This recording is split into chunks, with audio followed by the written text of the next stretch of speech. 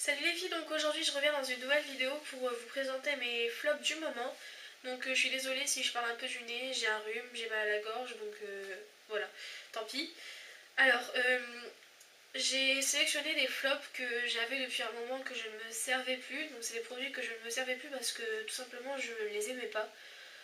Et je ne les aime toujours pas. Donc je vais vous présenter ces produits-là.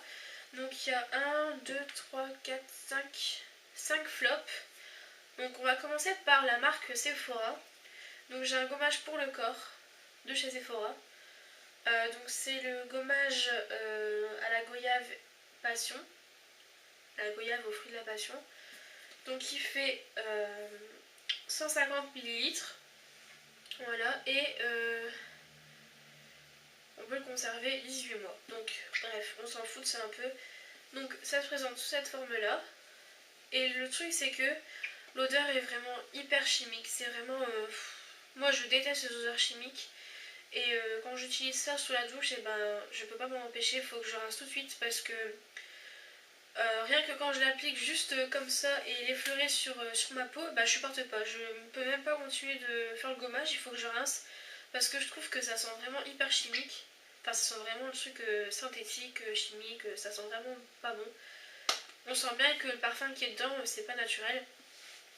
Donc là, j'aurais bien voulu sentir pour dire de sentir, mais j'ai le nez bouché donc c'est pas la peine. Donc voilà, je vais vous montrer un peu sa texture. Je vais en mettre sur ma main.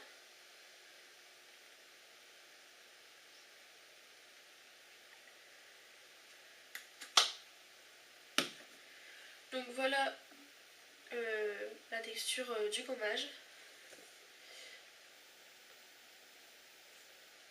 Donc quand on l'étale, alors c'est pas très agressif comme gommage, c'est assez doux.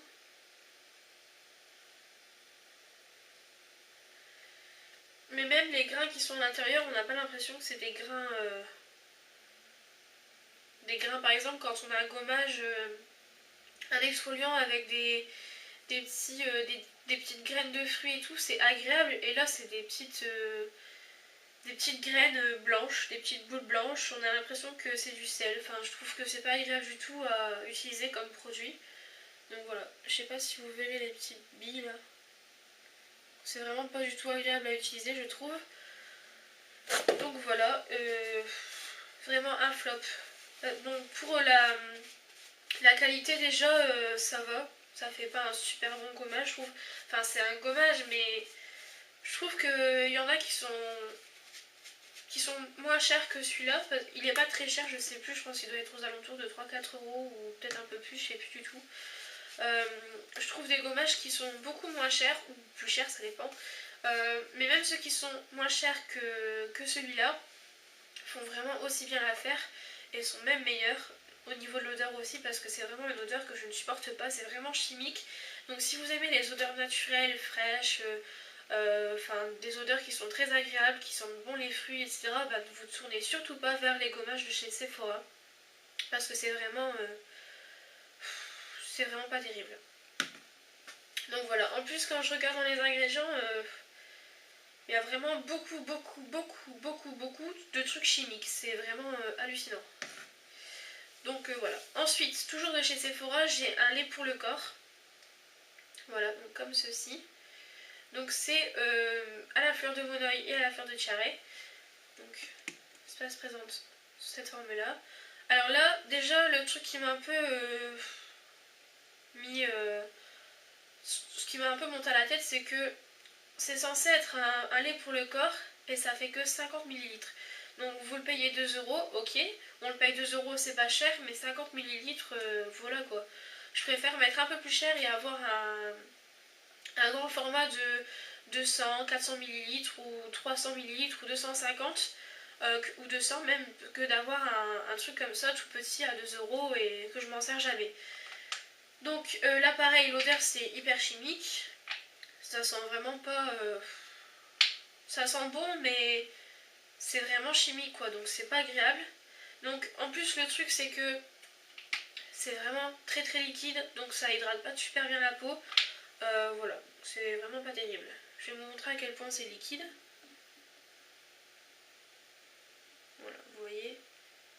C'est vraiment pas super.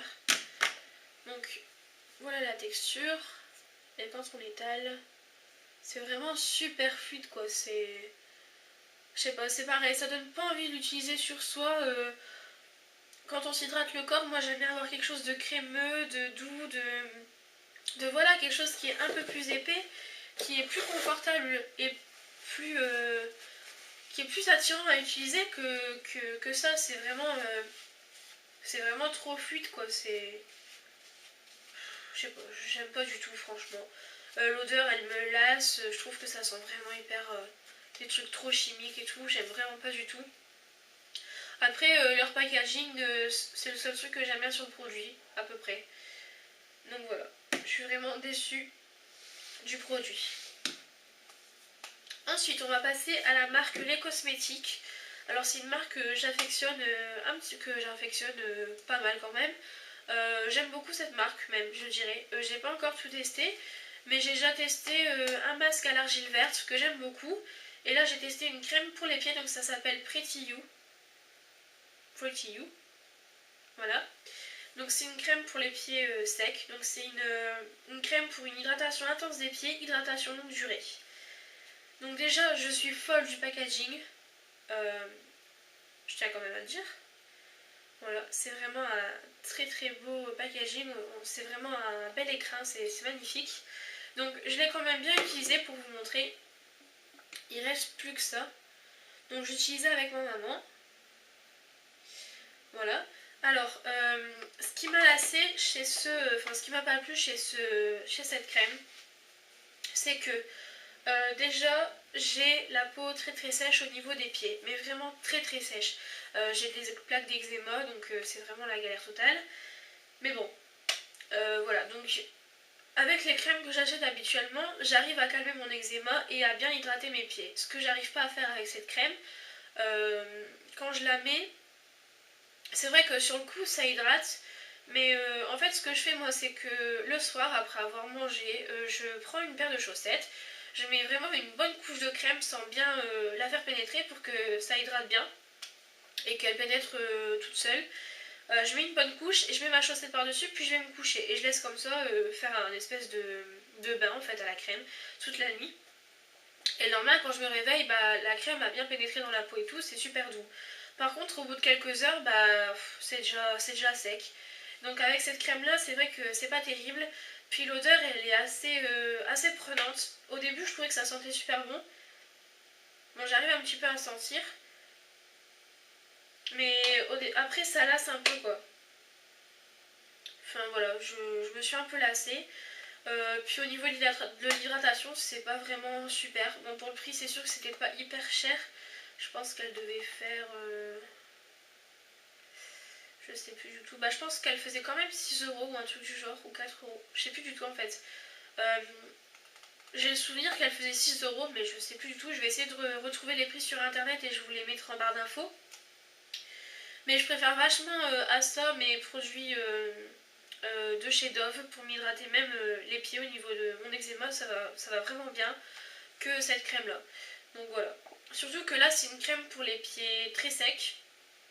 Mais bon, c'est pas super. Donc au niveau de la texture, c'est une texture qui est très agréable quand même. Donc je vais vous montrer ça de plus près. Juste refermer le pot. Donc voilà la texture.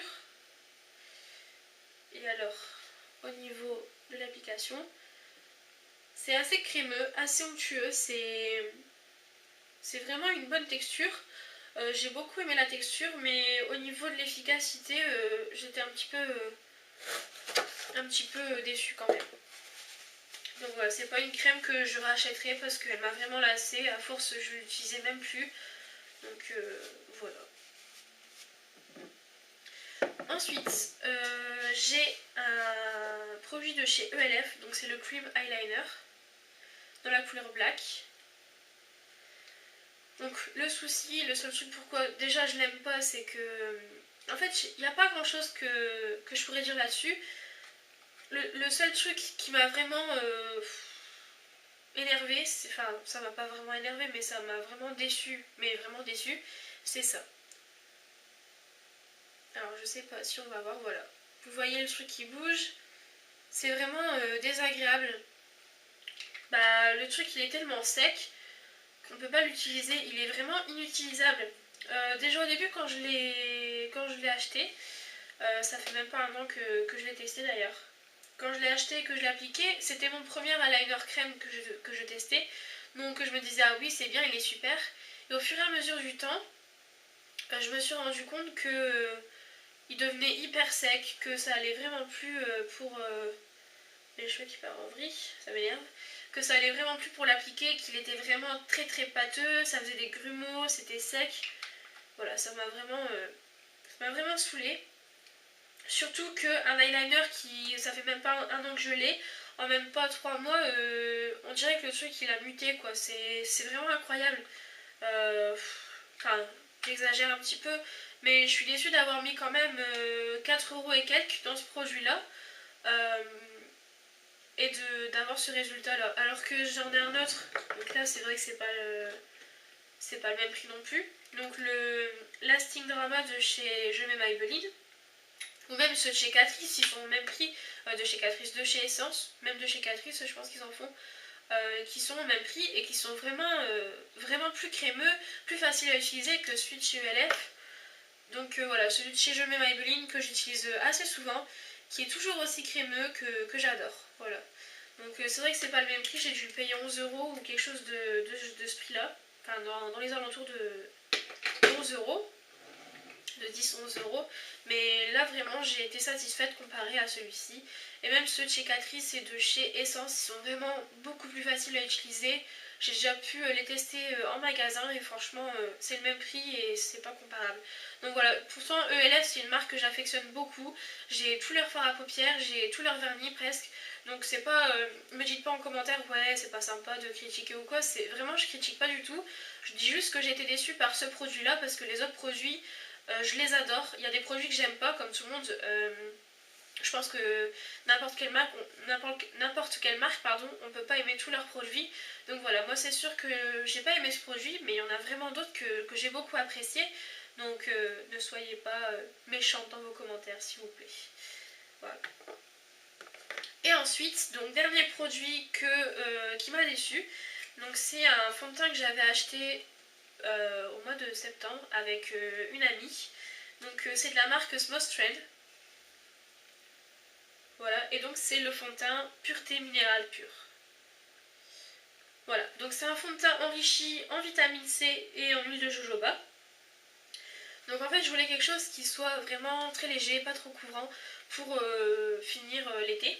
Donc j'ai décidé d'acheter ce petit fond de teint là. Donc au niveau de la contenance il fait 35 ml et on peut le conserver on peut le conserver 12 mois.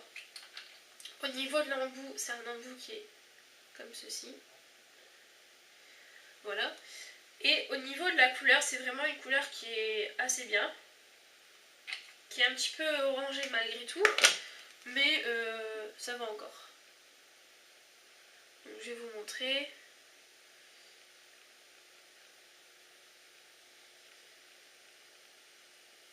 Donc c'est vrai que c'est assez orangé.